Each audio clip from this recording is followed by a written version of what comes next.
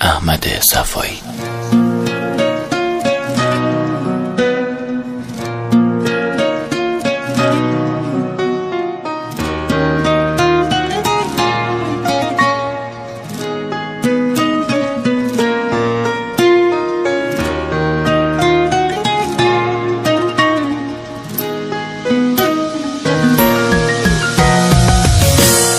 یکم گلایه لازمه واسه همه شکستنات، بس دیگه خسته شدم از این بی موقع رفتنات.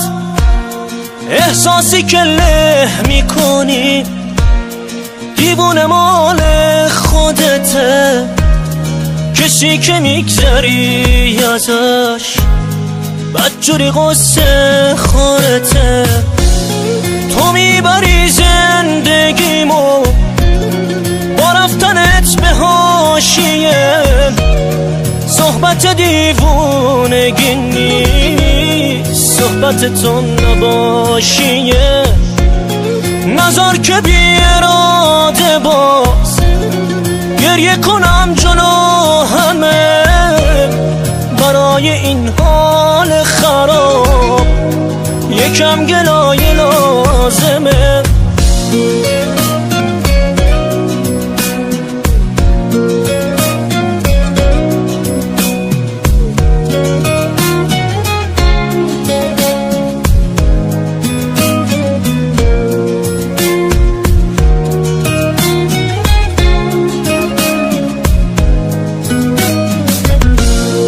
بذار گلایه بکنم، اشکامو تو سرم نزد، گذشتن از اون عاشقی واسه تو آسونه نمن.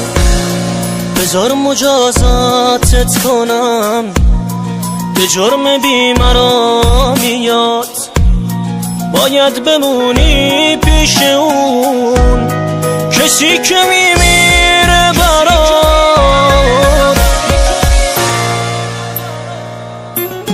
تو میبری زندگیمو با رفتنت به حاشیه، صحبت دیوونگی نیست، صحبت تو نباشیه. نذار که بی اراده باز گریه کنم جلو همه برای این حال خراب. یکم گلا